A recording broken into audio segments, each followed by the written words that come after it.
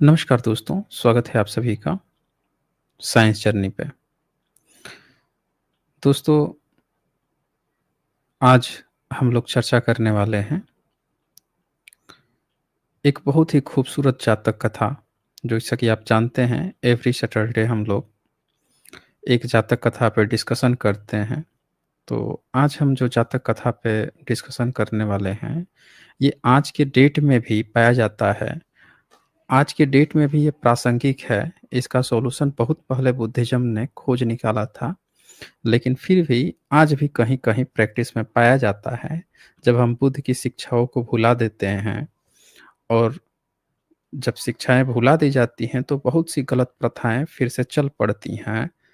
और इस कथा से आप ये भी रिलेट कर सकते हैं कि हम इसका प्रॉब्लम सॉल्व कर सकते हैं, पहले भी सॉल्व किया गया था।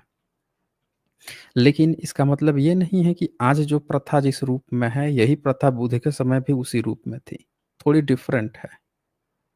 एक्चुअल में क्या होता है, क्राइम क्राइम होता है। अब कोई कहे कि आज की डेट में ऑनर किलिंग हो रही है, तो बुद्ध के समय में भी क्या महिलाओं को मार दिया जाता था? बाप अपनी बेटी को मार देता था, भाई अपने बहन को मार देता था, क्या ऐसा होता था? तो हो सकता है, लेकिन एग्ज़ैक्टली इस टर्म में नहीं होता था। हत्याएँ उस समय भी होती थीं, लेकिन इस टर्म में तो अचानक से आप क्या करेंगे कि दोनों को एक साथ नहीं जोड़ सकते। लेकिन कुप्रथाएँ जो हैं, उसको आप इस संदर्भ में देख सकते हैं कि वो प्रासंगिक हैं। आज भी जो कुप्रथाएँ हैं, बुद्ध के समय में भी बहुत सारी कुप्रथाएँ थीं, जिसको दूर करने का प्रयास किया गया भिक्षु संघ के द्वारा, और आज भी इस तरह की चीज़ें प्रैक्टिस की जा रही हैं, जिसको दूर किया जा सकता है। तो ये दरअसल ये जो जातक कथा है, 18वीं जातक कथा है, मतकवत जातक कथा। इसमें मतक का जो मतलब है, वो है मृतक, यानी मरे हुए लोग। किसी के घर में कोई व्यक्ति चला गया है, आप जानते हैं ये दुनिया का तो रीत है, आए हैं तो जाना ही पड़ेगा। तो और यहाँ पे अगला जो वर्ड है भत, भत मतलब भात। आप सुने होंगे, भात जो शब्द है या भत जो शब्द है, ये पाली-पाकित का शब्द है। इसीलिए आप देखेंगे कि बहुत सारे लोग आजकल चावल कहते हैं, समझ रहे हैं ना? लेकिन आप देखेंगे कि जो पाली-पाकित वाले प्रॉपर जो लोग हैं, वो आज भी भात ही कहते हैं। वो कहेंगे भात खाना है। दाल-भात खाना है।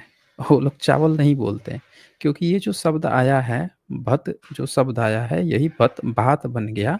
इससे ये पता चलता है कि उन क्षेत्रों में जो लोग भी भात अभी भी बोलते हैं, वो प्रॉपर अभी भी बुद्ध की या बुद्धिज़्म की जो शब्द है, भात जो शब्द है, भत जो शब्द है, उसको आज भी carry forward as it is किए जा रहे हैं, बिना किसी लाग-लपेट के। तो ये एक्चुअल में इसका मतलब हुआ कि मृतक भात यानी मरे हुए लोगों के ऊपर भात खाना। अब भात खाने का मतलब सिर्फ़ चावल से नहीं है कि चावल खा लिए, उसके साथ भी तो कुछ खाइएगा ना। तो होता क्या था कि प्राचीन काल में सब लोग, आप जानते हैं कि शाकाहार इंसान धीरे-धीरे हुआ है। शाकाहार में भारत को शाकाहारी बनाने में बुद्धिज़्म का बहुत बड़ा रोल रहा है। तो पहले क्या करते थे लोग, ले आते थे, बकरा लाएँ, भेड़ा लाएँ, काटें, काट के लाके मज़े से भात के साथ चबा-चबा के खाते थे। तो इसको कहा जाता था, आप देखेंगे कि बहुत सारे राज्यों में, जैसे राजस्थान राज्य है, तो उसके यहाँ कानून बाकायदे बना हुआ है मृत्यु भोज पे, कि मृत्यु भोज नहीं करना है। ये कानून कहाँ से आ रहा है? ये दरअसल बुद्धिज़्म की ही प्रणाली है। बुद्धिज़्म ने ही रोक लगाया कि भैया आप जो हैं, 2 चीज़ें यहाँ पे निवारण हुई। एक, मरे हुए लोगों पे आप जो खा रहे हो, ये एक अलग मुद्दा हुआ। दूसरी यहाँ पे बात हुई कि उसमें जीव हत्या भी करके खूब मज़े से खाते थे। तो उस पे भी रोक लगाने के लिए कंबाइंड रूप से ये चीज़ें आती हैं।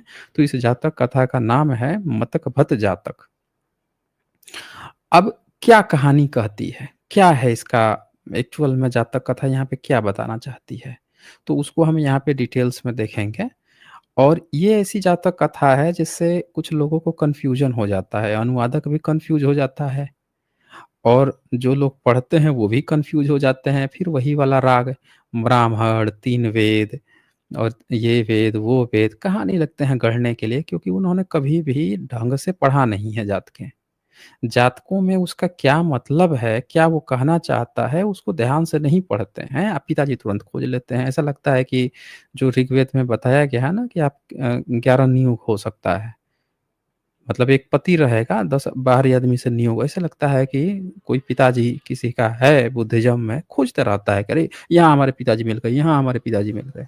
अरे वो बुद्धिस्ट लोगों का है, बुद्धिज़्म का लोगों का है। आपने धर्म परिवर्तन करके कुछ अलग बन गए हो, तो आप अपना कहीं अलग खोज लो। बुद्धिज़्म में खोजोगे तो फिर इस तथ्य को स्वीकार करना पड़ेगा कि क्या आपके पिताजी बुद्धिस्ट थे?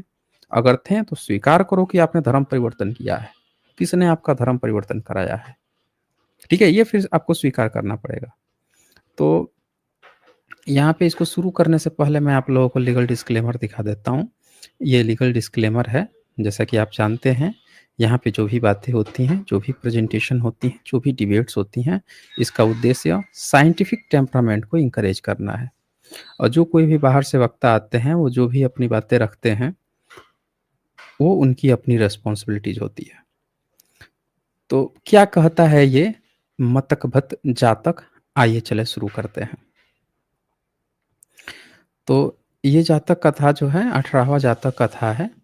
इस जातक कथा में बेसिकली बताया गया है कि जेतवन में जो भिक्षु संघ ने लिखा है, सब जानते हैं कि जातक कथाएँ थोड़ी बाद में ही लिखी गई हैं। तो इसमें उन तथ्यों को हाइलाइट किया गया जब भोज लोग करते थे, मृतक भोज जिसको आप श्राद्ध भी कह सकते हैं। और उसमें क्या करते थे कि बकरे, भेड़-बकरी मारते थे। तो शुरुआत ऐसे ही कुछ होती है कि तथागत जो है विचरण कर रहे हैं शास्ता जेतवन में, श्रावस्ती में। और जो वहाँ पे जो भिक्षुगण हैं, उन लोगों के पास ये प्रॉब्लम लेके जाते हैं उनसे, मतलब जो लेखक है भिक्षु, वो इस तरह से इस कथा को आगे बढ़ाता है कि वो प्रॉब्लम लेके जाते हैं, पूछते हैं शास्ता, आप एक बात बताइए कि बहुत से प्राणी जो हैं, बहुत से इंसान जो हैं, मनुष्य जो हैं, वो प्राणियों को प्राणहीन कर दे रहे हैं या फिर श्राद्ध मना रहे हैं। बताइए, एक तो वो व्यक्ति जो मर गया उसका प्राण तो चला ही गया, ऊपर से ये क्या कर रहे हैं कि उसके साथ कुछ और लोगों को भी मार दे रहे हैं, कुछ और जीव-जंतुओं को मार रहे हैं, उनकी भी हत्या कर रहे हैं। एक मरा सो मरा, कुछ और को मार के या बड़े चाव से बैठ के खा रहे हैं। अब बताइए क्या इससे कुछ उन्नति होगी? कुछ सही चीज़ इससे कुछ निकलेगा? हुँ? कोई ये क्या ये सही प्रैक्टिस है? तो जब इस तरह की बातें वो पूछते हैं, तो फिर भिक्षु आगे इस चीज़ को आगे बढ़ाते हैं कि अब शास्ता क्या इसका जवाब देंगे। तो फिर इस कहानी में ये बताया जाता है कि शास्ता जो हैं अब वो क्या रिप्लाई देते हैं, कहते हैं जैसा कि जातकों की कहानी है। क्या कैसे वो जवाब देंगे कि देखो, ये जो घटना है ना, ये पहली बार ऐसा नहीं हुआ है। इस तरह की घटनाएँ पहले भी हुई हैं। और चलो मैं तुम्हें अतीत की घटनाएँ सुनाता हूँ कि पहले जब इस तरह की प्रॉब्लम हुई थी, तो कैसे पहले के लोगों ने इसको सॉल्व किया था। तो अब इस कहानी को एक अतीत कथा में ले जाया जाएगा, ठीक है? कि उस समय जब इस तरह की घटना हुई थी, तो कैसे इस प्रॉब्लम को जो पूर्व के पंडित थे, यानी पूर्व के जो बोधिसत्व थे, उन लोगों ने कैसे सॉल्व किया था। अब जब ये जो अतीत की कथा चलेगी, इसी अतीत की कथा को लेकर इन सब लोगों ने, जो भ्रमित लोग हैं, जिन लोगों ने कभी पढ़ाई-लिखाई ठीक से की नहीं है, गोबर-गोमूत्र खाए पिए हैं और सोचते हैं कि बहुत विद्वान बन बन गए हैं, बहुत बड़े विद्वान हो गए हैं। तो उसको ही देख के लगते हैं पिताजी बताने को, "अरे! देखो इसमें तो उसकी चर्चा आ गई है, त्रिवेद की चर्चा आ गई है, ब्राह्मण की चर्चा आ गई है।" लेकिन वो दरअसल जानते नहीं हैं कि वहाँ पे क्या बात चल रही है। जब नहीं जानते हैं तो जैसा कि इन लोगों की आदत है पिताजी खोजने की, तो तुरंत अपने पिताजी उसमें बताने लगते हैं। अब देखें होता क्या है एक्चुअल में, चलिए अब मैं अतीत कथा में ले चलता हूँ। तो वो अब बताते हैं कि अतीत कथा क्या थी इसमें। तो आप जानते हैं कि जातक कथाओं में एक राजा है ब्रह्मदत्त, और ब्रह्मदत्त राजा के ही दरबार में बार-बार ये कहानियाँ बनाई जाती हैं। इससे ये भी पता चलता है कि जो भी बुद्धिस्ट राजा ब्रह्मदत्त हैं, उनके समय में सबसे ज़्यादा जातक कथाएँ बनाई गई थी। और ब्रह्मदत्त ही को बार-बार अपनी जातक कथाओं में साक्षी रखा गया है। अतीत कथा में दिखा के कि एक बार वाराणसी था, वहाँ का राजा ब्रह्मदत्त है। तो उसके राज में एक त्रिवेदज्ञ है, एक त्रिवेदज्ञ आचार्य बमन है एक। तो अब वो श्राद्ध करने का विचार करता है, यानी मृतक भोज की बात है, तो कहता है कि यार एक भेड़ा जो है, इसको ले जाओ, अपने शिष्यों से कहता है ले जाओ, नदी से नहला-धुला के लाओ, गले में माला पहनाओ, फिर इसके ऊपर ना 5 उँगलियों का 5 उँगली पद चिन्ह जो होता है, आप देखे होंगे घर बनता है तो उँगलियों की छाप पड़ती है, वो उँगली इस पर मार दो और फिर जो है लेके आओ सजा-वजा के, फिर इसका हम लोग करते हैं, देते हैं बलि या फिर बैठ के खाया जाएगा। अब इस स्टेटमेंट को कोई भी देख के भ्रमित हो सकता है कि क्या यहाँ पे बुद्धिज़्म ये बताने का प्रयास कर रहा है कि भई यहाँ पे ब्राह्मण शब्द इस्तेमाल कर लिया, श्राद्ध इस्तेमाल कर लिया, बलि प्रथा इस्तेमाल कर ली, तो क्या ये वैदिक ब्राह्मण की बात चल रही है? कोई भी यहाँ पे बता सकता है जैसे कि ये जो गोबर गोमूत्र प्रणाली लोग हैं, वो जैसा इसमें पिताजी खोजते हैं। आपको क्या लगता है कि किसकी बात चल रही है? खुद सोचिए। क्या यहाँ पे ये बात हुई कि चलो यज्ञ करते हैं, हवन करते हैं, फिर उसमें इस बकरे को लगाएँगे, फिर उसको बलि काटेंगे, फिर इंद्र देवता प्रसन्न होंगे। कुछ बात आई? नहीं आई। क्या बात आई यहाँ पे?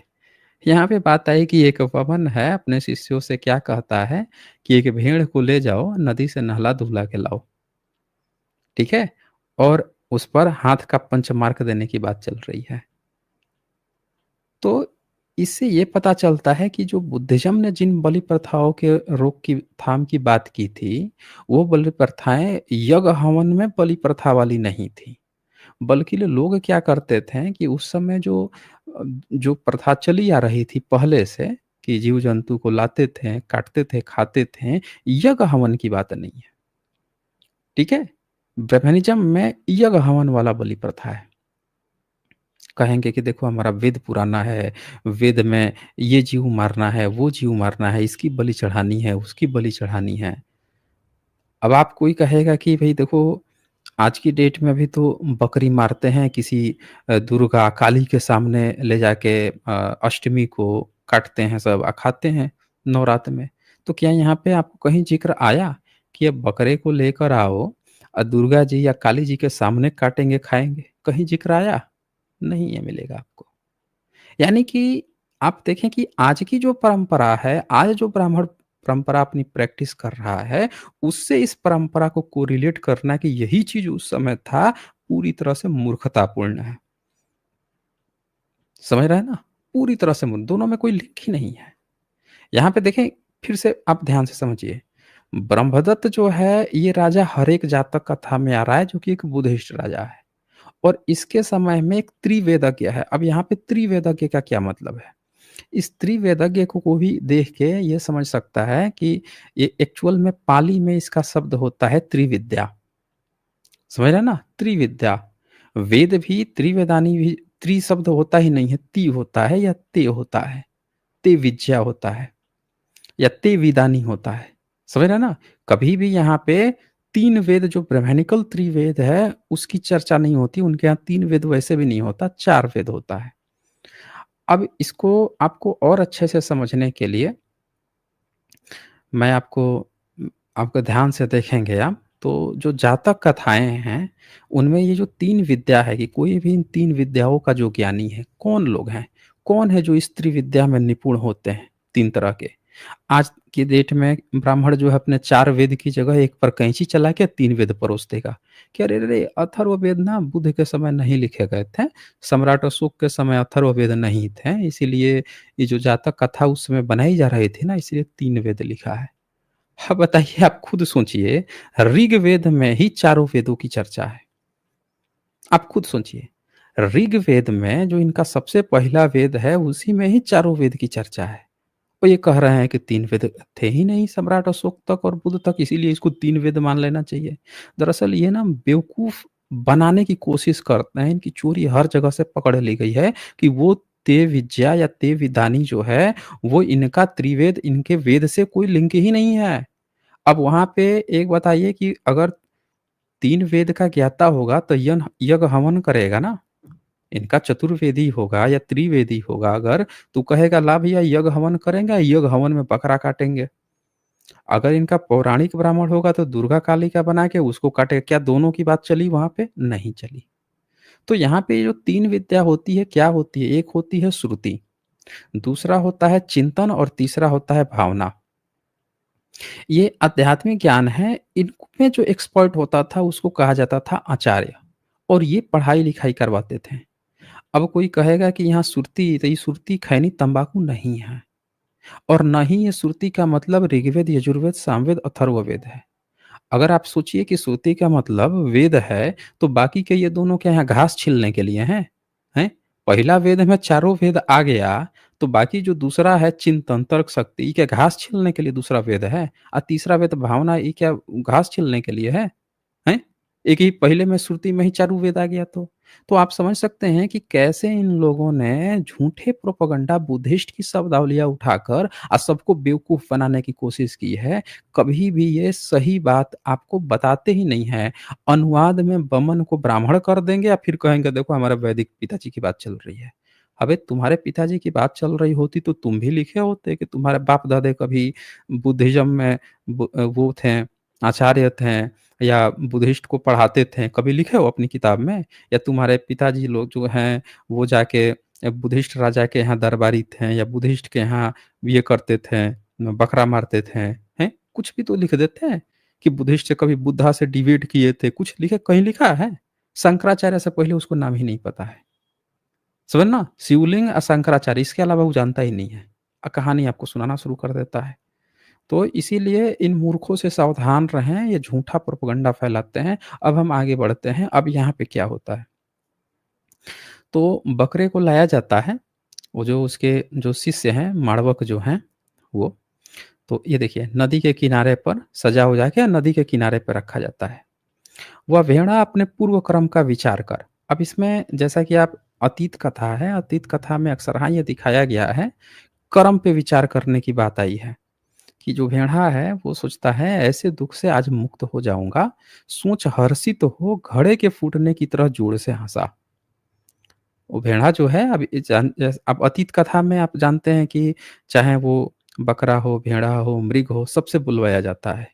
मतलब वो क्या सोच रखता है उसकी भी थिंकिंग भिक्षु लिखते हैं, वो क्या सोच रहा होगा। तो वो लिखते हैं कि वो जो कहानी है ना, तो वो कहता है कि एक बार वो जो है जोर से हँसता है। फिर उसके बाद से लिखता है कि यह ब्राह्मण मुझे मारकर जिस दुख को मैंने भोगा है उसे भोगेगा। सोच ब्राह्मण के प्रति करुणा का भाव उत्पन्न कर जोर से रोया। अब ये देखें एक भिक्षु जब लिख रहा है तो कितना जबरदस्त आप देखें कि एक जीव के अंदर किस तरह की करुणा आ रही है। क्या कह रहा है कि ये जो बमन है, ये बमन अगर हमको मारेगा तो हमें तो मुक्ति मिल जाएगी क्योंकि मैंने भी पहले गलत किया था। और मैंने क्या गलत किया था कि मैंने भी एक बलि चढ़ा दी थी, एक जीव को काट दिया था, तो अगले 500 जन्म तक हमारा गला कटते आ रहा है। समझ रहे हैं? अब मैं यही सोच रहा हूँ कि ये जो वामन हमको मार रहा है, तो ये 500वाँ हमारा जन्म है, तो हम तो मुक्त हो जाएँगे, ठीक है? लेकिन ये वामन जो अब हमको मारेगा, तो इसको अगले 500 बार इसका गला कटना है, हर बार। इसको कितना दुःख होगा। तो उसके दुःख को जान के दूसरी बार वो रोता है। अब इसके जब वो देखते हैं, उसके शिष्य देखते हैं, माड़वक सब देखते हैं, ब्रह्मचारी जो माड़वक हैं, वो सब देखते हैं, तो कहते हैं, पूछा सम, भेड़, तू जोर से हँसा फिर रोया। किस कारण तू हँसा किस कारण रोया भाई? क्यों तुम हँसे हो क्यों तुम रोए हो? तुम यह बात मुझे अपने तो कहता है जो भेड़ है वो कहता है ये बात मैं बताऊंगा तुम अपने ना गुरु जी के पास ले चलो उसी को मैं बताऊंगा। तो वो लेके उसको अपने गुरु जी के पास जाते हैं, सब आचार्य के पास जाते हैं। तो आचार्य जो है उसकी भेड़े से पूछता है, देखिए यहाँ पे कहीं भी यज्ञ हवन आता है कि उसको यज्ञ हवन कुंड के पास ले गया, अग्नि चल रही थी, यज्ञ हवन हो रहा था, उसकी नहीं है ना, है ही नहीं, वो वैदिक की बात ही नहीं है यहाँ पे। ये बमन है और सब खाते थे, मांस-वांस सब खाते थे। समझ रहे हैं आप? मांस खूब दबा-दबा के खाते थे। हर व्यक्ति खाता था। ये बुद्धिज़्म ने सब लोगों को शाकाहारी बनाया। तो अब क्या होता है कि जो जब वो पूछता है आचार्य कि भेड़ा ये बता तू किस लिए हँसा, किस लिए रोया? तब भेड़ा उसको बताता है कि असल में मैं ना सुनो बमन, मैं ना पिछले जन्म में तुम्हारी ही तरह था बमन मैं, खूब पाठ-वाठ करता था और फिर सोचा कि मैं भी श्राद्ध करूँगा और एक भेड़ा को मार के अमृतक भात दूँगा, ठीक है ना? मृतक भात यानी कि भोज पार्टी दूँगा मैं, श्राद्ध कर्म करवाऊँगा मैं भी। तो मैंने मार तो दिया उसको, लेकिन उसके बाद से ना अगले 500 योनि तक हम मेरा गर्दन कटा है, अगले 500 तक। तो मैं इसीलिए ये 500वाँ मेरा है कि इस बार गर्दन कट जाएगा तो अब मैं मुक्त हो जाऊँगा, कि मैंने एक पशु को मारने का कुकर्म किया है, उसकी हमको मुक्ति मिल जाएगी। इसीलिए मैं हँस रहा था कि चलो अब इस बार तो मुक्ति मिल गई। तो बोल रहा है कि तू किस लिए रो रहा था? मैं रोया इसलिए कि जो तू काम करने जा रहे हो, ये ठीक काम मैं भी तो किया था। तो मुझे तुम्हारे लिए दुःख है कि अगले 500 योनि तो तुमको दुःख होने वाला है, तुम्हारी गर्दनें कटेंगी अब तो। यही काम तो मैं किया था जो भुगत रहा हूँ। तो अगले 500 जन्म तो तुम्हें तुम्हारे गर्दन कटने हैं। अब सोचो। तो ब्राह्मण जो है कहता है कि देखो, देखो, तुम बिल्कुल भी घबराओ मत, डरो मत, ठीक है? मैं तुम्हें नहीं मारूँगा। तो कहता है भेड़ कहता है देखो, तुम चाहे मुझे मारो या मत मारो, मैं तो आज मर के रहूँगा क्योंकि मेरे मुक्ति का दिन है, ठीक है? तो ये कहता है जो बमन है कहता है कि मैं तेरी हिफाज़त करूँगा, तू चिंता मत कर, तूने जो भी पाप किया है वो बड़ा भारी पाप है, मैं नहीं मारूँगा। अब आप सोच रहे होंगे कि इसमें बमन को ही क्यों लिया गया? तो यहाँ पे बमन को लेने का तात्पर्य ये था कि बमन जो है एक पढ़ा-लिखा व्यक्ति है, एक शिक्षित है जो लोगों में, समाज में एक सही संदेश दे रहा है और चूँकि उसमें ही ये गलतफ़हमी है, उसमें ही इस बात का बोध नहीं है कि हमको जो है किसी चीज़ को काटना है, मारना है, खाना है कि नहीं खाना है। इसीलिए उसको दिया गया है कि वो भी सुधर जाता है, उसमें भी सुधार आता है। ये इस कथा का मूल मतलब है। अब क्या होता है कि वो कहता है कि मैं तुझे मरने नहीं दूँगा, चल मैं। अब आप सोचिए कि क्या ब्राह्मण ने आज तक ऐसा किया है? सोचिए, वैदिक ब्राह्मण वो तो वेद पढ़ रहा है ना, वो तो उसको इंद्र की बलि चढ़ानी है, वो किसी भेड़ की बात क्यों सुनेगा भाई? बताइए? अब्राहमिक रिलीजन को ही आप देख लीजिए, उसमें भेड़ बना दिया किसको? उसके बेटे को, अब्राहम के बेटे को। कोई फरिश्ता आता है, कहता है पहले अपनी कुर्बानी दो, अपने बेटा की कुर्बानी देने जाता है, उसको भेड़ बना देता है, भेड़ उसकी जगह भेड़ ले आता है, उसको छुड़वा देता है, भेड़ को मार के खाते हैं सब। यहाँ पे क्या चल रहा है?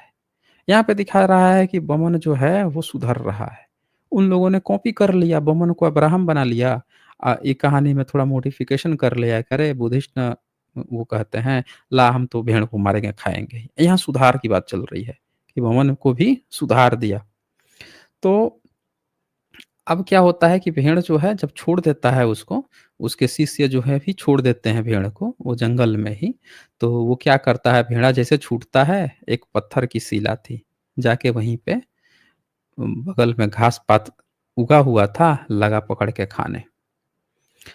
तो जब उसको खाने लगा, तब तक बिजली मौसम थोड़ा गड़बड़ था, बिजली कड़कती है और बिजली गिरती है, वो जो पत्थर था शिला उसी पे पड़ती है।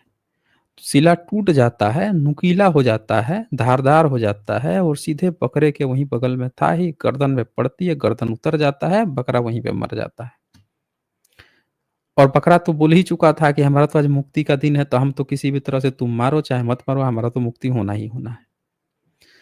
मतलब यहाँ क्या बताया जा रहा है कि जो लोग भी आपको ये सजेशन देते हैं, जब आप कहेंगे कि यार किसी जीव की हत्या नहीं करनी चाहिए, तो आपको कुछ आ जाएँगे तालिबानी लोग और वो आपको समझाने लगेंगे, तुम क्या समझ रहे हो कि इस बकरे को नहीं मारोगे, इस चिकन को तुम गर्दन नहीं उतारोगे, तो क्या दुनिया में नहीं उतरेगा? उतरेगा। कहीं न कहीं दूसरा कोई उतार रहा होगा, तुम मुझसे तो रुकवा लोगे, लेकिन दूसरा कोई कहीं न कहीं। इस कहानी में यही चीज़ बताई गई है कि यहाँ पे वो बकरा बोलता है कि आप चाहें मेरी बात सुन के तुम सँभल जाओ, लेकिन मेरी तो गर्दन कटनी ही कटनी है, मेरी तो मुक्ति होनी ही होनी है। आप देखें कितना खूबसूरती से इस जातक को लिखा गया जिसमें बकरे के से भी ये कहलवाया जा रहा है कि मेरी गर्दन कटनी ही कटनी है, मेरी मुक्ति होनी ही होनी है। तुम भले ही सुधर जाओ, भले ही तुम मत मरो, किसी न किसी दूसरे कारण से तो मैं मरूँगा ही मरूँगा। और ये लोग भी वही कहते हैं। यानी यहाँ पे ये बताने का प्रयास किया गया है कि भले ही वो मर रहा है, जो भी कर रहा है, सुधार हमको अपने अंदर तब भी करना है। ये सोच के कि वो उसके साथ तब भी वो होगा, हम नहीं सुधार करेंगे, हम ऐसे ही बेवड़े बने रहेंगे, धूर्त बने रहेंगे, ये नहीं बनना है। समझ रहे हैं ना? क्या दूसरे के साथ होगा, क्या चीज़ नहीं होगा, वो होगा जो होगा। लेकिन हमको उसके बावजूद भी बहाना मार के खुद की जो सुधार की क्षमता है, उसको नहीं रोकना है, बल्कि हमको तब भी सुधार करना है। अब यहाँ पे जब वो गर्दन कट जाता है, मर जाता है, तो अब यहाँ पे दिखाता है कि वो जंगल में जो वृक्ष है, वही बोधिसत्व है। वृक्ष देवता के रूप में एक तरह से बोधिसत्व है। तो चूँकि अतीत की कथा है, अतीत कहानी में बहुत ही पेड़ बना दिया जाएगा, कभी जीव बना दिया जाएगा कि वो आपको बता रहा है, ज्ञान दे रहा है, बोधिसत्व है, कभी मृग है, बंदर है, कुछ भी बना दिया जाएगा। अतीत कथा में इसी तरह से फ़ैंटेसी करके बनाया जाता है। तो वो पेड़ जो है अब वो बोलता है, वो समझाता है। कहता है यहाँ पे कि यदि प्राणी पाप कर्म से इस प्रकार के फल जानकर प्राण हानि न करे, तो देखें क्या कहता है, गाथा कहता है, एवं चेसता जानेयु दुखाय जाति संभवो। यहाँ जाति का मतलब जन्म होता है। न पाणो पाणिन हय हयचो प्राणघाती ही सोचती। अब यहाँ पे आप देख सकते हैं, साफ-साफ यहाँ पे देख सकते हैं क्या बताना चाह रहा है कि यदि प्राणी इस बात को समझ ले कि जाति यानी जन्म लेना दुःख है, तो एक प्राणी दूसरे प्राणी की हत्या न करे, प्राणघात करने वाले को चिंतित रहना पड़ता है। अब कुछ लोग जो हैं, यहाँ पे कुछ डपोर संख जो हैं, पढ़ लो, उनको क्या लगता है कि बुद्धिज़्म में ना जन्म लेना ही दुःख बता दिया गया है कि जन्म लिए हो तो दुःख है। दरअसल वहाँ यहाँ पे प्रसंग आप देखें क्या बताया जा रहा है। यहाँ पे ये प्रसंग बताया जा रहा है, उद्देश्य क्या है कि एक बकरे ने जब बताया कि हमारा जो ये जन्म है, इस जन्म से मुझे मुक्ति मिलेगी, मुक्ति मिल जाएगी, और दूसरे सामने वाले पर क्या प्रभाव पड़ा कि वो सोचता है कि यार इसको भी सेम मैंने काम किया था, इस कारण से ये यहाँ पे है, कहीं मेरे साथ भी ऐसा ना हो, तो मुझे ये हत्या नहीं करनी चाहिए। एक हत्या का परिणाम इसको ये मिला, तो मैं भी हत्या करूँगा तो मुझे ये परिणाम मिल सकता है। तो ये जन्म जो है, उस बकरे के संदर्भ में बताया गया है कि एक प्राणी इस बात को समझ ले कि उसका जन्म जो है दुःख से हुआ है, और अपना दुःख जब सामने वाले से व्यक्त करता है, उसको भी समझ में आया कि उसका जो जन्म होगा, फिर वो दुःख के लिए ही होगा, मरने के लिए ही होगा, तो वो फिर ये काम नहीं करेगा, हत्या नहीं करेगा।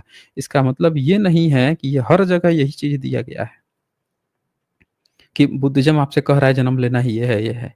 ये प्रसंग है जिसमें इस चीज़ को समझाया गया है, ताकि बलि प्रथा जो निरीह जंतु हैं, जो बोल नहीं सकते, समझ रहे हैं ना? अपना दुःख व्यक्त नहीं कर सकते हैं बोल के, चिल्ला के, तो उनके लिए बताया गया है कि उनकी जान बचाने के केस में ये कहा गया है।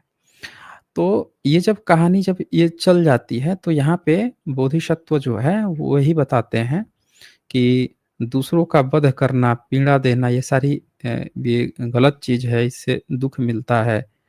और फिर इसको बताने के बाद से वो कहते हैं, महासत्व ने नरक भय का डर दिखाकर, यहाँ नरक मतलब क्या है? यहाँ निरय, निरय मतलब कि आपको भी दुःख होगा। ये दरअसल कर्म फल की तरह आप समझ सकते हैं कि जो अतीत कथा में ये दिखाया गया कि आप जो कर्म कर रहे हो, किसी का वध कर रहे हो, तो आपका भी वध होगा।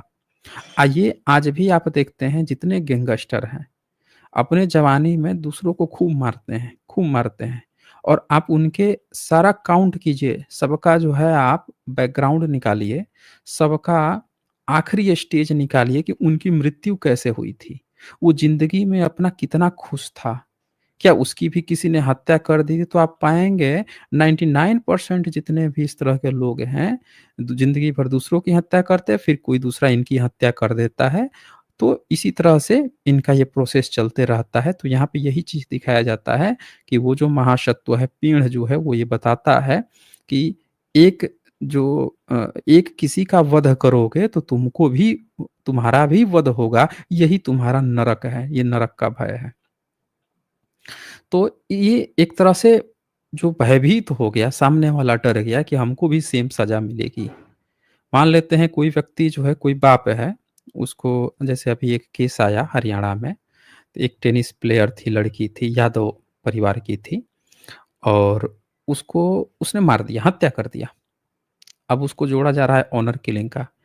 कह रहा है, उसका ये कहना है कि रील बना रही थी, तो रील बनाने के कारण मुझे पसंद नहीं आया, गाँव वालों को पसंद नहीं आया। कह रहे हैं कि ये रील बनाती है, कमेंट्स आते हैं, घर की इज़्ज़त खराब हो रही है, गोली मार दिया। बताइए, यहाँ पे क्या चल रहा है? अगर उस व्यक्ति में ये भय होता कि आज तो मैं उसको मार दे रहा हूँ, लेकिन मारने के बाद से उसके साथ भी यही बिहेव होगा, उसको भी इसी पीड़ा से गुज़रना पड़ेगा, जो ये पीड़ा उस दूसरे को देना चाहता है, वो ठीक पीड़ा उसको भी मिलनी है, उसको भी मुक्त कर दिया जाएगा।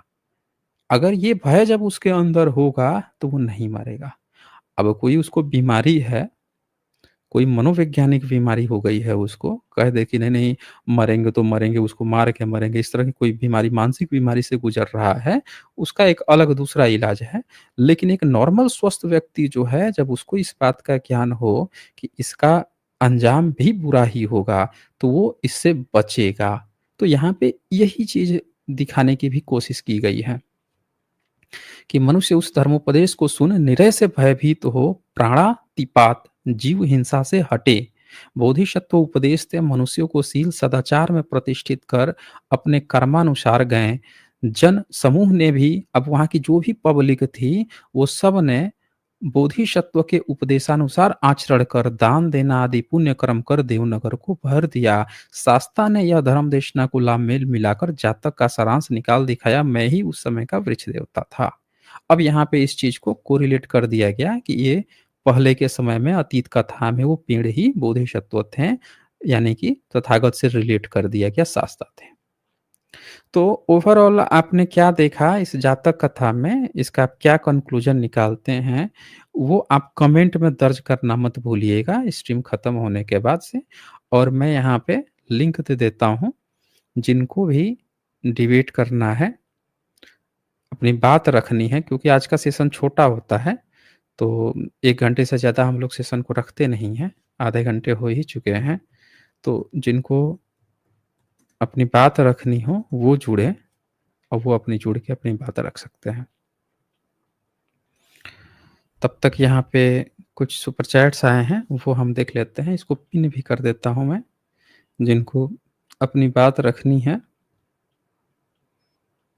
वो रख सकते हैं। ओवरऑल आप देखते हैं कि किस तरह से श्राद्ध जो लोग कर्म कर्म करते थे, जीव हत्या करके खाते थे, उसको रोकने के लिए बुद्धिज़्म ने कहानी बनाई है।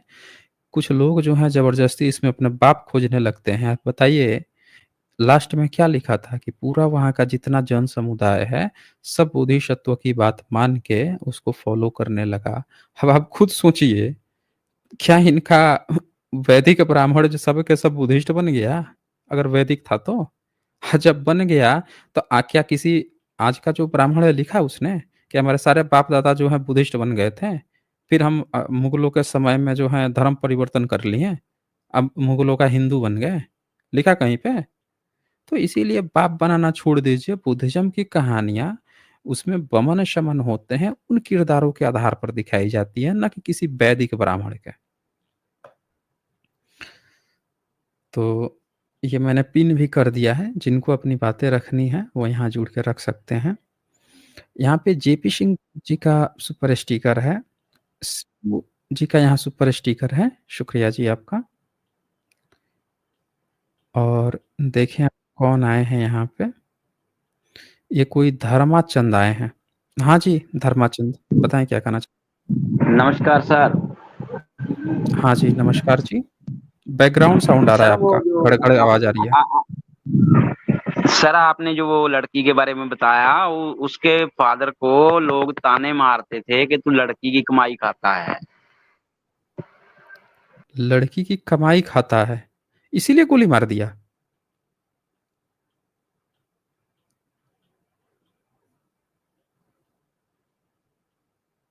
अच्छा, ये चले गए क्या ये? बताइए। उसके जो कोई भी यादव परिवार है, लेकिन उस घर में तो अच्छा खासा पैसा है, हैं? लड़की की कमाई खाता है, गोली उठा के मार दिया। अरे तो लड़का का कमाई खाने में उसको क्या गर्व फ़क्र होता क्या? लड़की की कमाई खाने में उसको इतनी तकलीफ़ हो गई, गोली मार देगा? हुँ? बड़े गज़ब-गज़ब के मतलब लोग हैं इस देश में। लड़की की कमाई बताइए, दुनिया 21वीं सदी में चल गई। लड़कियाँ जो हैं कहाँ से कहाँ पहुँच जा रही हैं, अंतरिक्ष में पहुँच रही हैं और ये अभी कमाई खाने में ही परेशान हैं सब। हुँ?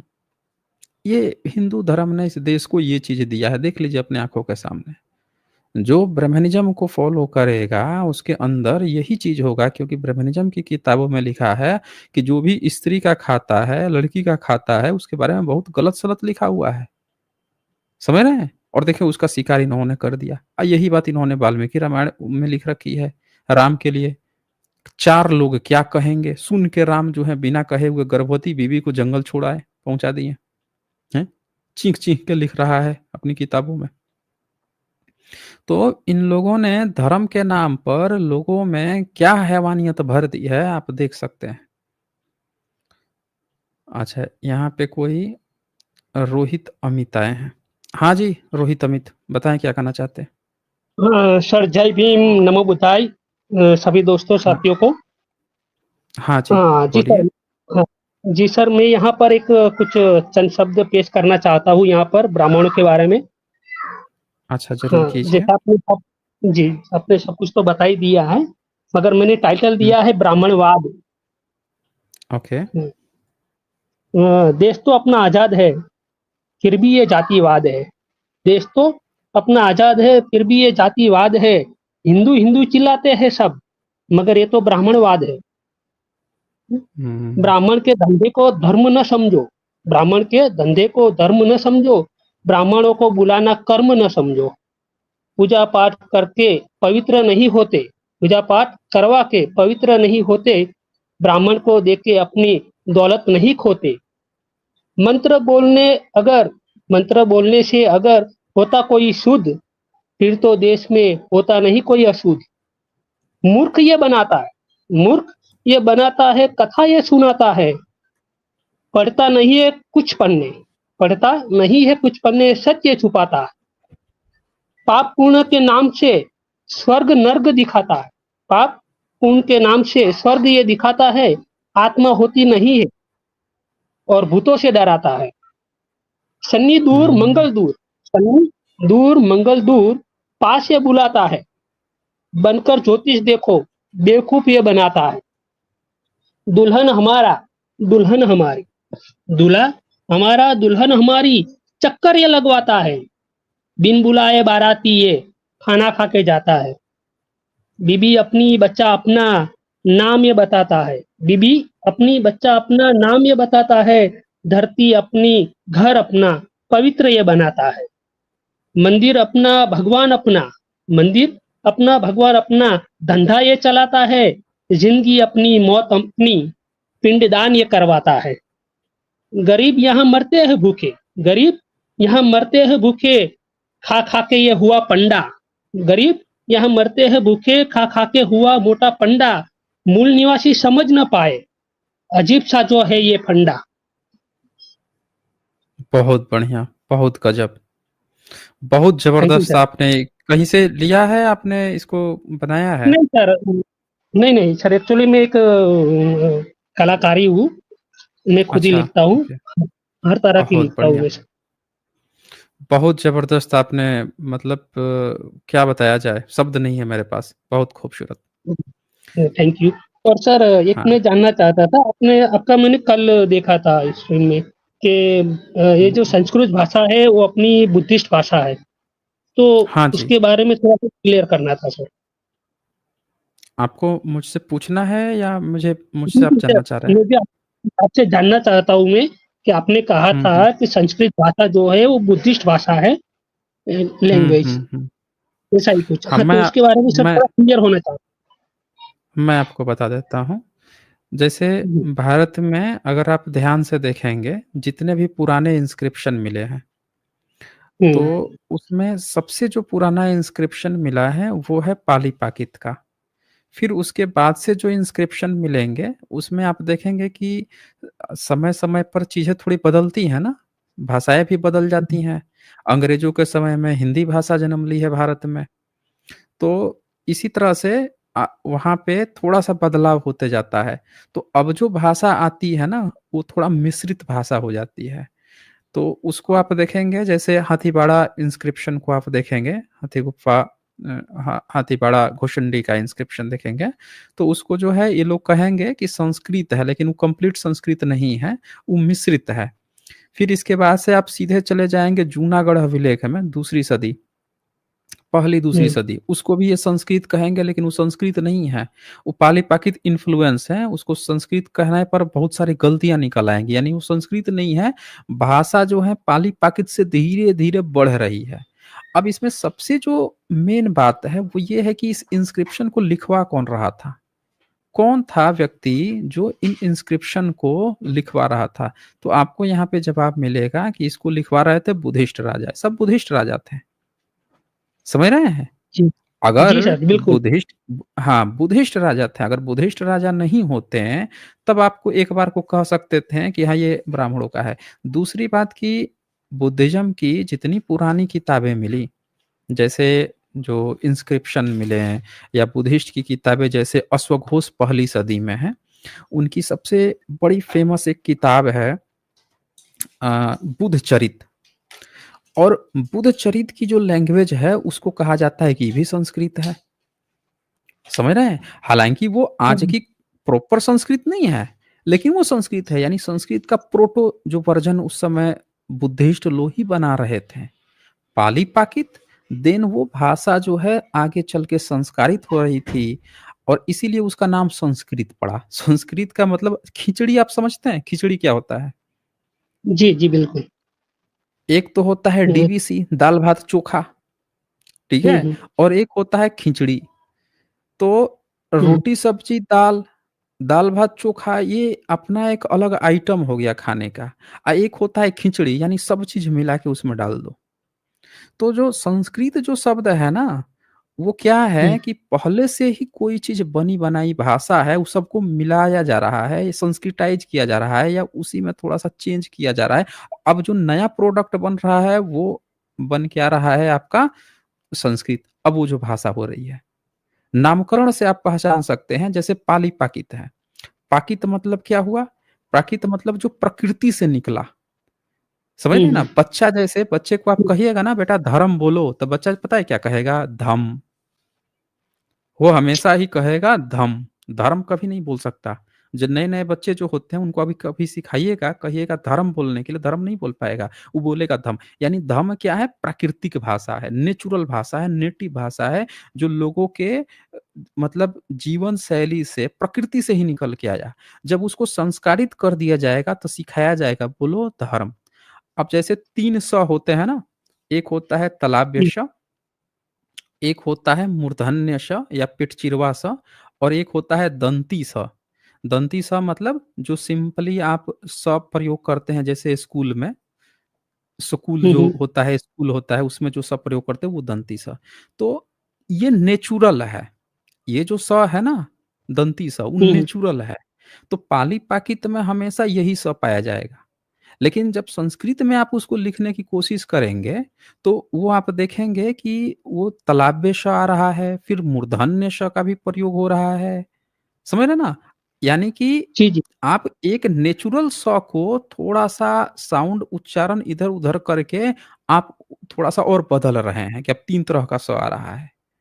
तो नेचुरल में स आएगा और उसी में संस्कारित किया गया तो अब श हो रहा है, श हो रहा है, बदल रहा है, उच्चारण शैली बदल रहा है, यानी ये बाद वाले संस्कारित हो रहे हैं। तो प्राकृतिक भाषा वो होती है जो नेचुरल होती है, तो पाली जो है ना प्राकृत भाषाओं में डोमिनेंट भाषा है, क्योंकि बुद्धिज्म ने इस पर काम किया, यानी ये प्राकृतिक भाषा है। और संस्कृत का मतलब ये हुआ कि पहले से पाली प्राकृत ये जो भाषाएं थी ऑलरेडी थी, इनको जब संस्कारित किया गया तब जाके संस्कृत बनी। अब सवाल यह है कि उस समय भाषा पे काम कौन कर रहा था, लिखा पढ़ी का काम कौन कर रहा था, व्याकरणाचार्य कौन लोग थे। तो क्या एक भी सबूत ब्राह्मणों को मिला, ब्राह्मण की लिखावट का मिला, उनकी किताबों का मिला? नहीं मिला। किसका मिला?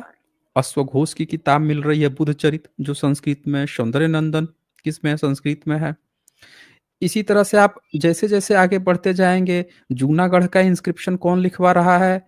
तो वो भी बुद्धिस्ट राजा लिखवा रहा है।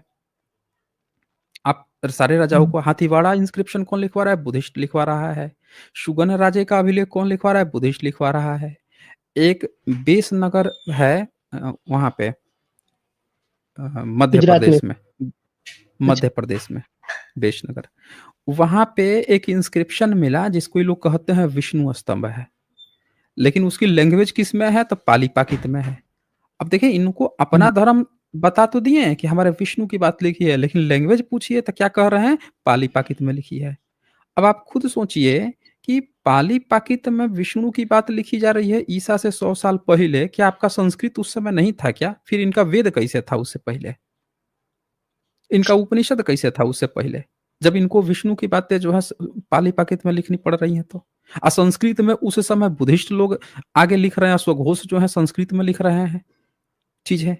तो आप नालंदा यूनिवर्सिटी को पढ़िए। नालंदा यूनिवर्सिटी में आए थे इत्सिंग, आए थे 690 के करीब में, पहले ही आ गए थे, 690 में गए हैं इत्सिंग। वो वहां से जो आज के समय में पीएचडी होता है वो करके गए थे उस समय की, अपनी 40 थीसिस लिख के गए थे। और उस 40 थीसिस में उन्होंने संस्कृत के बारे में खूब डिटेल से लिखा, पूरे भारत के भाषाओं के बारे में पूरे डिटेल्स में लिखा, सारे व्याकरणाचार्यों के बारे में डिटेल्स में लिखा। उससे एक बात क्लियर हुई कि भारत में देखें कितना ये सब झूठा प्रोपगंडा फैला रखे हैं। उन्होंने बताया कि पाणिनि ने जो लिखा था वो बुद्धिस्ट विश्वविद्यालय में पढ़ाए जाते थे, और पाणिनि जो हैं वो खुद ही एक तरह से बुद्धिस्ट ही थे, ब्राह्मण, वैदिक ब्राह्मण नहीं थे। फिर उन्होंने बताया कि उनकी किताब का टीका उनने किया, ज्यादित्य ने किया, और ज्यादित्य कौन है? वो बुद्धिस्ट है। वो बता रहे हैं कि आगे चल के उस ज्यादित्य की किताब जो है उनके आने से जस्ट 30 साल पहले मरे हैं, यानी 661 के करीब में मरे थे, 661 में। फिर बोलते हैं कि ज्यादित्य की किताब को पतंजलि ने टीका किया। अब देखें, पतंजलि 7वीं सदी में है। इन्होंने क्या बताया कि पतंजलि है ईसा से 200 साल पहले, अब पुष्यमित्र शुंग का दरबारी था। अब देखें कितना बड़ा हेरफेर हो रहा है। वो बता के जा रहा है कि उसने जो लिखा वो 7वीं सदी में लिखा और उनके समकालीन में था, A to Z डेटा देके जा रहा है।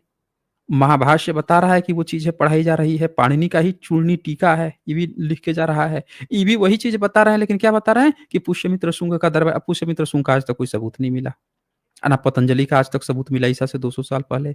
यानी ये संस्कृत भाषा को खींच के पीछे ले जा रहे हैं, जो चीज 7वीं सदी में है उसको खींच के ईसा से 200 साल पहले ही लोग फिट कर रहे हैं। तो ये क्यों ऐसा कर रहे हैं? ये हमेशा ये प्रयास किए हैं पैरेलल में दिखाने का कि भारत के जो मूल निवासी इसीलिए अनपढ़ हैं कि तुम लोगों की भाषा अलग थी, हम इसीलिए पढ़े लिखे हैं, प्राचीन काल से पढ़े लिखे हैं क्योंकि हमारी भाषा संस्कृत थी। समझ रहे हैं? तो इस गलतफहमी को, हाँ, इसी गलतफहमी के कारण भारत के सारे बहुजन लोग जो हैं भ्रमित हो गए और सही से फाइट आज तक खड़ा नहीं कर पाए। नहीं तो ये जो आज हम लोग जहाँ पे खोज रहे हैं, ये फाइट अगर आज से 50 साल पहले खड़ा हुआ होता तो अभी तक ब्राह्मणिज्म का टाटा बाय बाय हो चुका होता। इन्होंने सबको इस बात को भ्रमित कर दिया कि संस्कृत का मतलब ब्राह्मण, ठीक है? जबकि संस्कृत में बताइए कि संस्कृत का मतलब ब्राह्मण है, तो अश्वघोष जो है बुद्ध चरित्र काहे संस्कृत में लिख रहे हैं?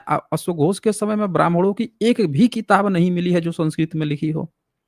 बोअर मैनस्क्रिप्ट मिलती है, स्पिट्ज़र मैन्युस्क्रिप्ट मिलती है, इतनी सारी मैन्युस्क्रिप्ट मिलती हैं, लिपि इन लोगों की धम्म है, धम्म लिपि है।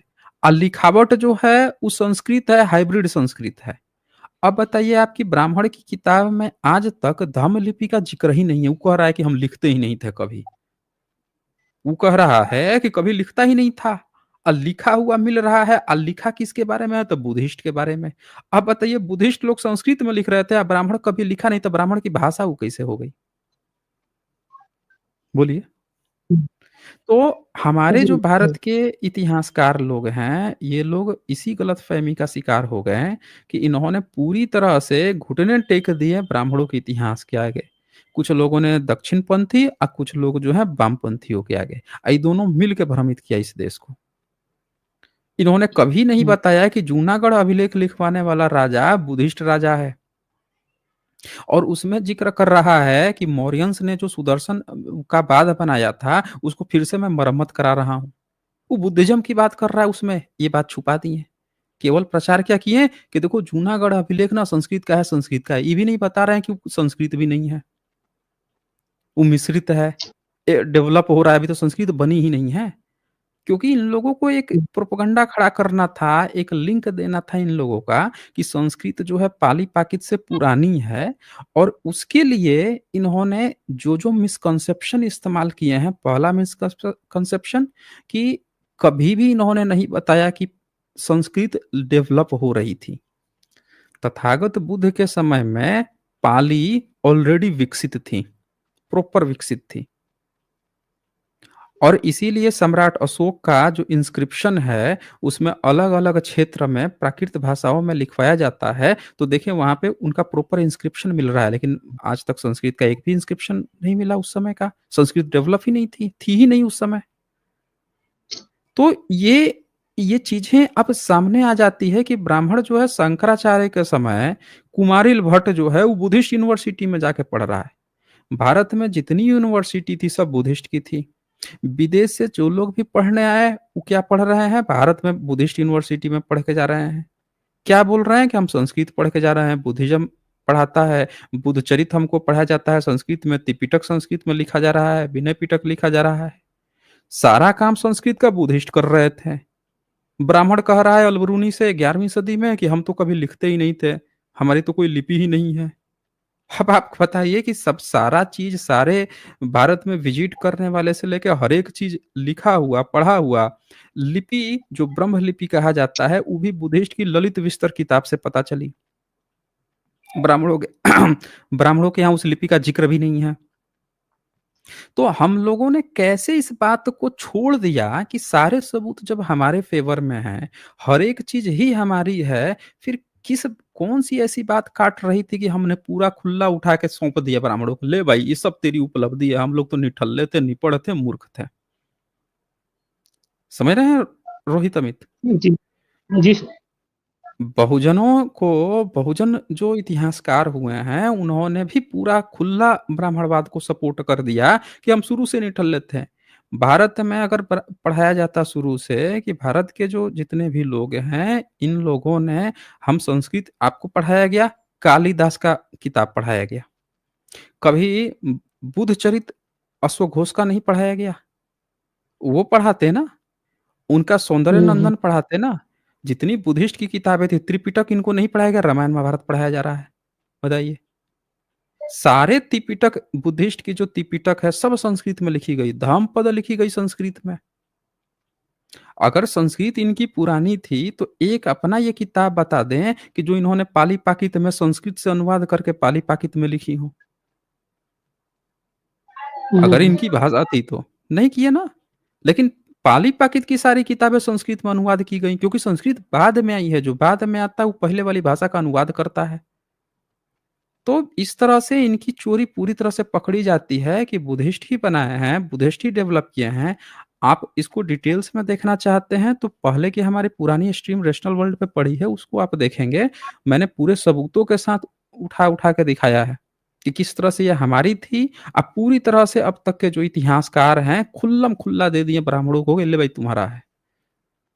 जबकि वो खुद उसको पता ही नहीं है कि इसमें लिखी भी जा सकती है, उसको जानकारी ही नहीं है, किसी राजा का, किसी के बारे में। हुँ? तो सर ये यहाँ पे चीज़ें हैं। हाँ, बोलिए। सर यहाँ पे अपने लिए फिर सवाल एक खड़ा होता है, तो ब्राह्मण की भाषा कौन-सी थी? एक्चुअली मैंने बुंदेलखंड एजुकेशन करके एक है यूट्यूब चैनल, अ, उनके उनसे मैंने सुना हुआ था कि जो ये इब्राहिम जो है, इब्राहिम वही ब्रह्मा है, और इब्राहिम की जो वाइफ है सारा, सारा उसी को ही सरस्वती कहते हैं, और उसी सरस्वती के अंदर से सब आए हुए हैं। जैसे अपना ये नूह, कोई बादशाह आया हुआ था, कोई अलग-अलग उसमें से निकले हुए। फिर जो उन्होंने धर्म, उनमें से धर्म ईसाई धर्म शुरू हुए, यीशु का जन्म हुआ, और इब्राहिम की दूसरी जो पत्नी थी, उस पत्नी में से ये जो मुस्लिम धर्म की शुरुआत हुई, मोहम्मद पैगंबर ने। तो ये लोग उसका उनका कहना यही था कि उन्होंने ये इब्राहिम को ही ब्रह्मा मानते हैं ब्राह्मण लोग, और जो सारा है उसी को सरस्वती मानते हैं। देखिए, रोनित अमित, इसमें भी ये थियरी आप लेके जाएँगे ना, तो फिर इसमें कुछ गलतियाँ निकल आएँगी। क्यों? हुँ, क्योंकि बुद्धिज़्म में ब्रह्मा और इंद्र पहले से है। आप अगर ध्यान हुँ, से देखेंगे, तो हमारे पास ऐसे तमाम सबूत हैं, जिसमें जो बुद्धिस्ट राजा है, वो अपने को इंद्र कहता है, कि मैं तो इंद्र हूँ। इंद्र मतलब बुद्ध का प्रोटेक्टर, समझ रहे ना? हुँ, बुद्धिज़्म को प्रोटेक्ट करने वाला इंद्र। इन्होंने क्या बोला? इंद्र देवताओं का राजा है। इन्होंने लिखा इस बात को, लेकिन वो कौन से देवता थे, जो ये राजा बनने की कोशिश कर रहा था? ये चीज़ को छुपा दिया इन्होंने। इनका वैदिक इंद्र जो है, वेदों में जो इन्होंने इंद्र किया है, वो घोड़े पर जाता है। घोड़े पर बैठ के जाता है कृष्ण को मारने, घोड़े पर उड़ के जाता है कहीं भी। लेकिन आप देखेंगे इन्होंने पौराणिक जो देवता बनाया, उसमें इनका इंद्र जो है हाथी पर बैठा हुआ है, ऐरावत हाथी पे। गौर किया है कभी आपने? हुँ, जी सर। हाँ, अब गौर कीजिए उसमें कि इनका जब आप बात करेंगे पौराणिक देवता इंद्र को, तो देखेंगे घोड़ा से स्विच करके प्रमोशन मार दिए हाथी पर। कैसे भैया? कैसे? भारत में हाथी पाई जाती थी, हाथी पर बुद्धिस्ट राजा बैठता था, तो आपका जो है वेद में घोड़ा पे इंद्र घूमता था, और पुराण में आके सीधे-सीधे हाथी पर कैसे बैठने लगा? दरअसल इन्होंने कॉपी कर लिया बुद्धिज़्म का। इंद्र जो है बुद्धिस्ट राजा है, जैसे सम्राट हर्षवर्धन जो हैं, अपने को इंद्र कहते थे, कि मैं इंद्र हूँ, और बुद्धा का बीच में लगा के जुलूस बड़ा-बड़ा नगाड़े से निकालते थे, बुद्धिस्ट राजा थे। इंद्र जो है, इंद्राग्नि, ये सब बुद्धिस्ट राजा थे, डोनेशन इनके नाम लिखे हुए मिले हैं। सांची के स्तूप पे, भरहूत स्तूप पे, इवन इंद्राग्नि की भाभी ने डोनेट किया था महाबोधि महाविहार में, उसका वो मिलता है, लिखित सबूत, इंस्क्रिप्शन मिलता है। डोनेशन दे रहे हैं ये। ये सब बुद्धिस्ट के नाम थे। इन लोगों ने क्या किया है, बुद्धिज़्म की ही चीज़ों को उठा के अपना बाप पिताजी घोषित कर लिया है, दरअसल। तो हमें इस बात को समझनी पड़ेगा कि ब्रह्मा कौन है? तो ब्रह्मा भी बुध को नमस्ते करता है। हम लोगों के पास इसके आर्कियोलॉजिकल एविडेंस है ना। ये एक भी सबूत दिखा दें कि बुद्धिज़्म में जब ब्रह्मा और इंद्र बुध की स्तुति कर रहे हैं, तो ये इंद्र की क्यों स्तुति कर रहे हैं फिर? कब से कर रहे हैं? क्यों नहीं इनका सबूत मिलता है? कोई आर्कियोलॉजिकल सबूत क्यों नहीं मिलता है? आप इस बात को हुँ, ज़रा गहराई से सोचिए, कि अगर ब्रह्मा और इंद्र जो हैं बुध की स्तुति कर रहे हैं, ये हमारे देश में आर्कियोलॉजिकल एविडेंस मिलता है। तो फिर इनका आर्कियोलॉजिकल एविडेंस क्यों नहीं मिल रहा है? एक भी आर्कियोलॉजिकल एविडेंस। ये खुद ही पूजा कर रहे हैं। फिर इन्होंने क्या करते हैं ये, कि मैं आपको दिखा देता हूँ, वो चित्र भी दिखा देता हूँ। कोई भी यहाँ पे देख सकता है,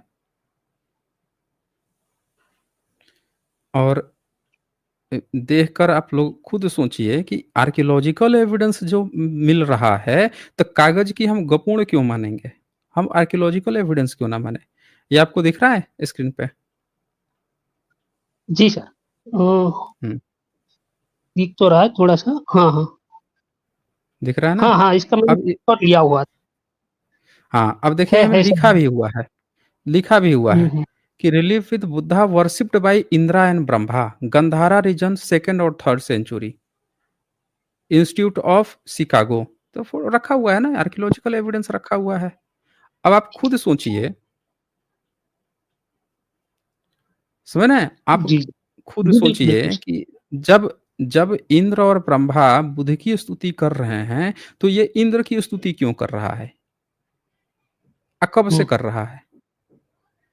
कहने का मतलब ये है कि अगर इनका भी कोई सबूत मिलता, तो हम लोगों को पता चल जाता कि भैया इंद्र जो है पहले से था, इनके वेद में था। तो ये तो आज तक तो अगर वेद में इंद्र की स्तुति कर रहे हैं, तो एक तो मंदिर आज तक इंद्र का नहीं बनवाया, ना ब्रह्मा का बनवाते हैं ये।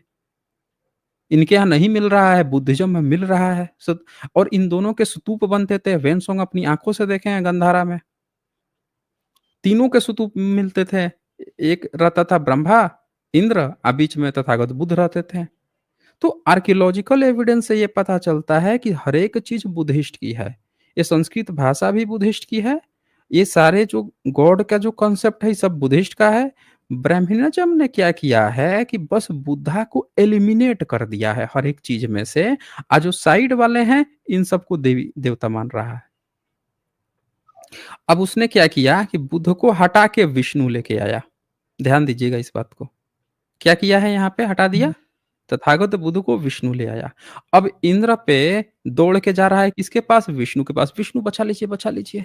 वो ये वाला असुर जो है आ गया है, घुस घुस गया है, मेडिटेशन कर रहा था हमारे इंद्रलोक पे, वो कर लेगा, विष्णु बचाइए। तो विष्णु अवतार लेके जा रहा है बचाने इंद्र को, राजपाट। ये देखा है ना आपने? हाँ, हाँ। सुना भी होगा। तो उसने क्या किया ब्रह्मनिज्म ने कि तथागत बुद्ध की जगह पे विष्णु फिट किया। अच्छा, विष्णु की मूर्ति कहाँ से लाया? तो ये जो अवलोकितेश्वर बुद्ध हैं, उनको लाके फिट कर दिया। आप ध्यान से देखिए ना कि ब्राह्मण ने कैसे खिलवाड़ किया है। हर एक चीज हमारी है। बस उसने क्या किया कि बुद्धिस्ट में उजान गया कि बुद्धिस्ट में बुद्ध सबसे बड़ा नाम है। तो सबसे पहले बुद्ध को हटा दो। अब बुद्धिस्ट की ही बाकी चीजों को दिखा के अपना बताने लगो, हमारा है, हमारा है, हमारा है। खाली बुद्ध अगर हट गया, तो हम बड़े आसानी से कह देंगे कि देखो ये सब हमारे हैं। अब बुद्धिस्ट लोग क्या सोच रहे हैं कि इंद्र है मतलब ब्राह्मण का है, ब्रह्मा है मतलब ब्राह्मण का है। लेकिन ये दोनों तो स्तुति कर रहे हैं बुद्ध की। ये तो हमारे पास आर्कियोलॉजिकल सबूत मिल रहा है ना। एक भी ब्राह्मण दिखा दे हमको सबूत कि जब वो स्तुति करता था इंद्र की, ब्रह्मा की, वो तो इनकी मूर्तियां बनाना छोड़ दिया, क्योंकि ये बुद्धिस्ट के थे इसलिए नहीं बनवाता था। समझ रहे हैं? राम कृष्ण की जी, एक भी मूर्ति आपको प्राचीन काल की नहीं मिलेगी। ब्रह्मा विष्णु महेश की नहीं मिलेगी प्राचीन काल की मूर्ति, क्योंकि ये सारी चीजें बुद्धिज्म के थे। यही चीज है। जी। जी सर, एक्चुअली पूरा इतिहास ऐसे तो मैं लिखता हूँ, यानी कि शॉर्ट में हम्म लिख के रखा है मैंने, कब-कब क्या-क्या हुआ है, बीसी में क्या हम्म हुआ, हम्म एडी में क्या हुआ है, पूरा ऐसे लिख के रखा है। हम्म। और आपके काफ़ी सारे मैंने वीडियो अब में देखता हूँ अभी 2 अब साल से तो। एक चीज और, एक चीज और सोचिए। जी, हमारे जी, हमारे इतिहासकार लोग इतना गजब के इतिहासकार लोग हैं कि पुष्यमित्र शुंग को ईसा से 200 साल पहले जला दिए, आके वैदिक धर्म की स्थापना कर लिया। अब बताइए, ये जो शिल्प कला है, ये है सेकंड सेंचुरी या थर्ड सेंचुरी की, ये वाला, है ना? तो बताइए कि जी। पुष्यमित्र शुंग ने जब स्थापित कर दिया वैदिक धर्म, तो ये बताइए कि इंद्र ब्रह्मा तीसरी सदी में बुद्ध की काहे नमस्ते कर रहे हैं? उससे भी बड़ी बात कि चौथी 5वीं सदी में फ़ाहियान जब आते हैं, तो उनको चारों बगल बुद्धिज़्म दिखता है। वेन-सॉन्ग जो हैं आते हैं 7वीं सदी में, तो बुद्धिस्ट विश्वविद्यालय में जाके पढ़ाई कर रहे हैं। इत-सिंह पढ़ाई कर रहे हैं 7वीं सदी में बुद्धिस्ट विश्वविद्यालय में। वो जब स्थापना कर ही दिया वैदिक का, तो उसके बाद से बुद्धिज़्म के ही विश्वविद्यालय क्यों थे? इनके हिंदू के या वैदिक विश्वविद्यालय क्यों नहीं खुले? समझ रहे हैं मेरी बात को? जी, जी, बिल्कुल सर। हाँ, तो तो भारत में बहुजनों को इतिहास जो है ना, पूरी तरह से जितनी किताबें लिख के बैठ गए हैं, हर एक किताब का नया एडिशन निकालें, हर किताब को फ़िल्टर करें। कभी वो लड़ाई नहीं जीत पाएँगे, झूठा गपूड़ इतिहास पे। ये उसी तरह से है हो गया कि बहुजन जा रहे थे इतिहास खोजने, रास्ते में 2-4 ब्राह्मण मिल गए। बोले कि अच्छा कहाँ जा रहे हो? अच्छा इधर? उसको पता है कि रास्ता यही है, समझा दिया, नहीं, नहीं इधर कहाँ जा रहे हो? ये वाला रास्ता है भाई, ये वाला। उल्टा निकल लिए। खुद से ही उठा-उठा के दे रहे हैं। वो इनको बता दिया कि 5000 साल कहना, 5000 साल से हम पानी नहीं पिए हैं। वो कह रहे हैं 5000 साल पहले महाभारत हुआ, 5000 साल से ये हुआ, तो 3000 साल से ये हुआ। जो-जो वो पट्टी पढ़ाया, वो पट्टी पढ़ रहे हैं। अब खुदाई हो रहा है, कोई भी व्यक्ति विदेश में कोई रिसर्चर बैठा होगा, जब देखेगा कि यार फाहियान तो 7वीं सदी में बुद्धिस्ट विश्वविद्यालय में भारत में पढ़ रहा था, ये कह रहे हैं सब कि 3000 साल से शोषण हो गया है, 5000 साल से शोषण हो गया है। वो क्या कहेगा कि ये खुद ही शोषित व्यक्ति ही खुद गलत बता रहा है। शोषित व्यक्ति जब तक सही बात नहीं बोलेगा, तब तक वो कैसे उसका इतिहास पूरी दुनिया में मान्यता मिलेगा। दूसरों की सिंपैथी हासिल भी आप तभी कर पाएँगे ना, जब ऐतिहासिक रूप से आर्कियोलॉजी से आप सही होंगे। आप जाके कहेंगे कि हमारा 5000 साल से शोषण हो रहा है, 3000 साल से शोषण हो रहा है, और वो जो वहाँ का रिसर्चर होगा कहेगा कि अरे यार ये क्या माइथोलॉजी वाली बात कर रहे हो, सुनेगा ही नहीं। कहेगा ये सब है, कोई बात नहीं सुनेगा फिर वो। सच होना ज़रूरी है। मेरी बात समझ रहे हैं रोहित अमित जी? जी सर। सर एक सवाल यहाँ पर मेरा है कि हुँ, हुँ। ब्राह्मण को मैं कहाँ पे यानी किसी सदी में रखूँ कि जिस टाइम पे ब्राह्मण का आना हुआ? देखिए, ब्राह्मण क्या जो है ना वो आपको 5वीं 6ठी सदी में भी नहीं मिलेगा। हाँ, समझ रहे हैं ना? 5वीं 6ठी सदी में भी आपको कोई ब्राह्मण नहीं मिलेगा। लेकिन आपको ये ज़रूर मिल जाएगा कि 7वीं सदी से 6ठी सदी से जो ब्राह्मण हैं, वो भारत में घुस चुके हैं, घुस के बुद्धिज़्म की प्रैक्टिस कर रहे हैं, ये आपको ज़रूर मिल जाएगा। अच्छा। हाँ, जैसे जब सिकंदर आया था ना, जब सिकंदर आया हुँ, था, हुँ। सिकंदर के बाद से बड़ी तादाद मात्रा में ग्रीक से होते हुए भारत में, ईरान से होते हुए, जब सम्राट अशोक ने ईरान तक अपनी फ़तह हासिल कर ली, हिंदुकुश पर्वत तक कर लिया, ईरान की सरहदें जब भारत में रही थीं, तो प्रचार-प्रसार के लिए बड़ी तादाद मात्रा में सब भारत में घुसे हैं सब। समझ रहे हैं ना? और वो घुस के जी, जैसे-जैसे घुसते गए हैं तो किस माध्यम से? ऐसा नहीं है कि अचानक से सब घुस गए उसी समय। धीरे-धीरे आए हैं और आते-आते जो हैं सब के सब बुद्धिस्ट बने हैं पहले। फिर बुद्धिज़्म बन के और फिर धीरे-धीरे इन्होंने बाकायदे इंतज़ार किया है मुस्लिम्स के आने का। जब मुस्लिम्स आया है, मुस्लिम से इन्होंने डील कर ली। चूँकि भारत में घुस के ये अपने को बमन ही कहते हैं। समझ रहे हैं ना? क्योंकि हुँ, ईरान में ना वर्ण व्यवस्था चलती थी, 4 तरह की। तो वो जब उनको ये बात पता भारत में इसीलिए वर्ण व्यवस्था नहीं मिलती है आपको। आप देखेंगे ना तो चौथी, 5वीं, 6ठी सदी तक भी वर्ण व्यवस्था का ज़िक्र नहीं है, लेकिन ईरान में था वर्ण व्यवस्था। तो ये भारत में आके अपने को बमण ही घोषित करते हैं, क्योंकि इनको ऐसा आभास होता है कि बमण रह के जिस तरह से हम वहाँ पे जो वर्ण व्यवस्था के टॉप पे थे, तो यहाँ पे भी वमन कह के हम इस टॉप पे बने रहेंगे। समझ रहे हैं ना? तो ये घुसपैठ जी, का सबसे पहला जो रिएक्शन देखने को मिलता है, वो मिलता है आपको सिंधु चचनामा में, सिंधु घाटी सभ्यता में। जब वहाँ पे बुद्धिस्ट महाविहार में रहने वाला भिक्षु जो है, बमण जो है, वो जाके राजा के यहाँ वो घुस जाता है कि हम जो है हमको दरबारी बना लीजिए, हमको सलाहकार बना लीजिए। धीरे से फिर बाद में उसकी बीवी जो है उसको पटा लेता है, सेट करके फिर राजा बन जाता है चच। जब बन जाता है राजा, तो पहली बार जो उसका काम था पुरोहितगिरी वाला, अब राजा बन के अब उसको मज़ा आने लगता है। फिर वो सबसे पहले उसको डर हो जाता है कि यहाँ की जो लोहाड़ा है, जाट है, ये सब विद्रोह कर देंगे कि तू कैसे बन गया बे? तू तेरी हुँ, कैसे हिम्मत हो गई? तो उन पर रोक लगाता है कि तुमको ना हथियार रखने का हक नहीं है, तुमको घोड़े पर बैठने का हक नहीं है, तुमको मखमली कपड़ा पहनने का नहीं है। पूरा चचनामा में लिखा है, 12-13 रूल लगा देता है। अब ये रूल पहली बार भारत में आता है, यही रूल आगे चल के मनुस्मृति बन जाती है, कि शूद्रों को ये हुँ, रखने का अधिकार नहीं है, शूद्रों को वो रखने का अधिकार नहीं है।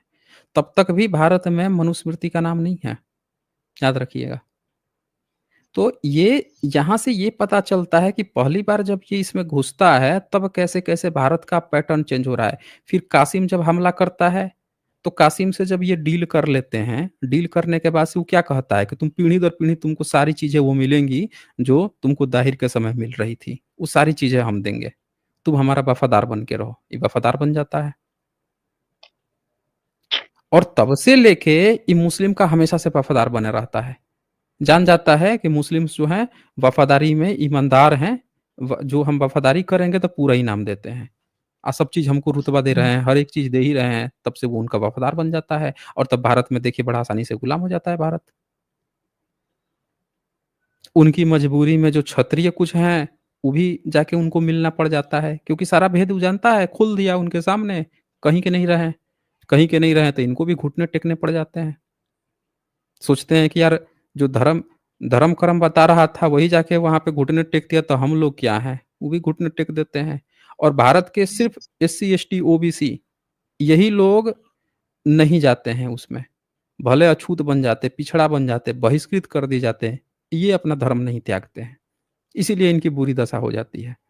जो-जो वहाँ पे जाके अपना-अपना घुटने टेक दिया, देखें वो दोनों मलाई मार के बैठ गया। तो ये हकीकत है भारत की। अब इस चीज़ को लोग जान ना जाएँ इसके लिए ही तो हमको हिंदू बताया गया। नहीं तो बता दीजिए कि जब फाहियान आया था, जब फेन सॉन्ग आया था, ईत्सिंग आया था, मेगास्नीच तब ना हिंदू शब्द नहीं था। तो हमारा धर्म हिंदू कैसे हुआ? मुस्लिम आया तब बताया गया ना। यही सारी जी, जी, कहानी तो बिल्कुल। छुपाने के लिए हिंदू कहा गया है ताकि आप जो है मुस्लिम से पहले का भारत का इतिहास मत जानिए। मुस्लिम से पहले हम भारतीयों का क्या धर्म था वो मत जानिए। मुस्लिम ने हमको हिंदू कहा तभी से जानिए यही हमारा इतिहास है। इसका यही मतलब हुआ हिंदू कहने का।